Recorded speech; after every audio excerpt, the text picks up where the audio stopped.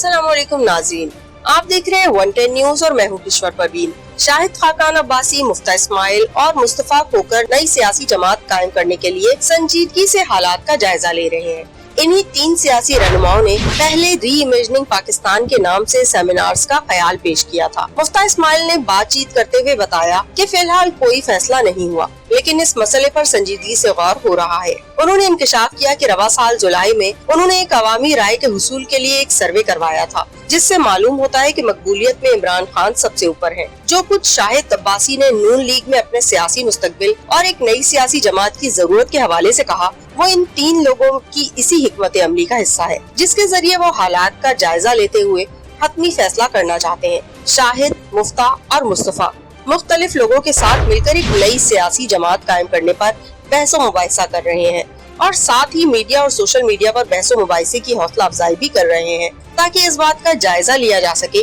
कि क्या नई जमात कायम की जा सकती है या नहीं। तीनों में से मुस्तफा खोकर नई पार्टी लाने के लिए ज्यादा आरजुमंद है, जबकि बाकी दो लोग अभी वाज़ेह तौर पर फैसला नहीं कर पाए कि पार्टी कायम की जाए या नहीं। इस हवाले से मुफ्ता इस्माइल का कहना था कि उन्होंने मुख्तलिफ सियासी जमातों और इनके रहनुमाओं की मकबूलियत जांचने के लिए सर्वे करवाया था और सर्वे रिपोर्ट के नताइज पढ़कर ही वो इस नतीजे पर पहुंचे कि नई सियासी जमात के कयाम की जरूरत है। शाहिद अब्बासी, मुफ्ता इस्माइल और मुस्तफा खोकर का ख्याल है कि वोटर्स की एक बड़ी तादाद जो फिलवक्त नून लीग को मुस्तरद करने की वजह से इमरान खान की तरफ माइल नजर आती है, वो नई सियासी जमात की तरफ राग़िब किया जा सकता है, क्योंकि इमरान खान के कट्टर हामी और नवाज शरीफ के कट्टर हामी किसी दूसरी सियासी जमात को वोट नहीं देंगे।